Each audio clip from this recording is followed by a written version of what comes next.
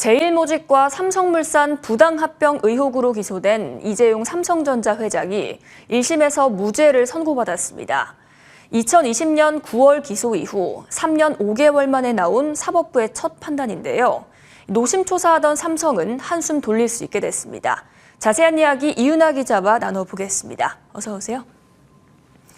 앞서 검찰은 징역 5년에 벌금 5억 원을 구형을 했는데 이런 구형량을 감안을 할 때 무죄는 다소 뜻밖이라는 평가가 나오고 있습니다.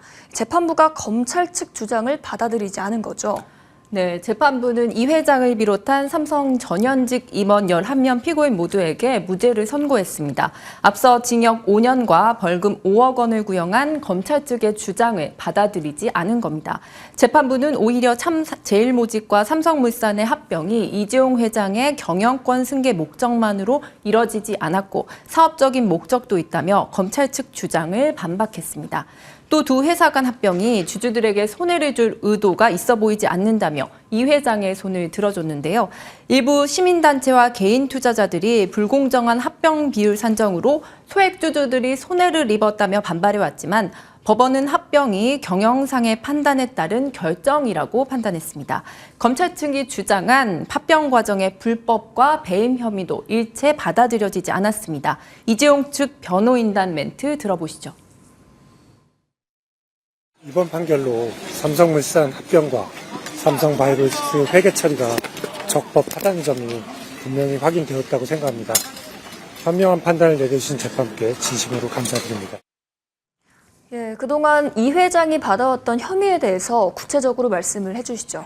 네, 이 회장의 핵심 혐의는 지난 2015년 삼성물산과 제일모직 합병 과정에서 부당하게 개입했다는 의혹입니다. 당시 이 회장은 제일모직 대주주였는데요. 합병 당시에 삼성물산의 가치를 인위적으로 낮춰서 주주들에게 손해를 끼치는 합병을 추진했고 이 회장은 그 대가로 그룹 지배력을 확대했다는 게 검찰 측의 주장이었습니다.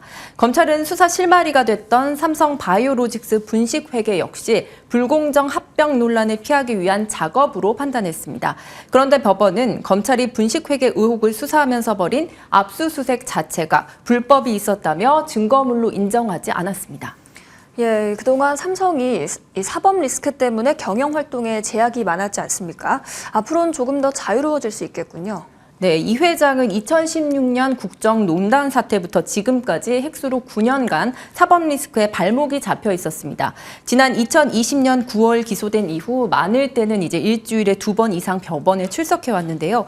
중요한 해외 출장 등 글로벌 경영 행보에 당연히 제약을 받을 수밖에 없었던 상황입니다. 법원이 무죄를 선고한 만큼 사법 리스크에 발목이 잡혀 있었던 삼성의 경영식에도 속도가 다시 붙을 것으로 보입니다. 삼성전자는 그동안 M&A 추진 여건이 충분한데도 사법 리스크를 의식해서 지난 2016년 하반을 마지막으로 굵직한 M&A에서는 늘 한 발 물러서는 모습을 보여왔습니다. 그 사이 경쟁업체들이 치고 올라오기 시작했고 결국 주력인 반도체와 스마트폰이 흔들리면서 지난해엔 반도체에서만 15조 원의 적자를 거두며 15년 만에 최악의 성적표도 받았습니다. 이번 법원의 판결을 기점으로 삼성이 공격적인 경영으로 대형 M&A 등 성장 기회를 잡아야 한다는 목소리가 커지는 이유입니다. 그런데 이 검찰이 항소할 가능성도 열려 있죠. 네, 재판부가 무죄를 선고하면서 일단 삼성이 승기를 줄 수 있게 됐지만 검찰과 삼성의 이 다툼의 불씨가 완전히 해소됐다고 보기는 힘듭니다. 검찰이 새로운 증거를 찾아서 일주일 내에 항소를 하게 되면 이 회장은 앞으로도 계속 재판에 서야 할 수도 있는 상황인데요. 매주 또 2심 공판에 참석하기 위해서는 글로벌 해외 출장 등 활동에 여전히 제약이 있을 수밖에 없습니다.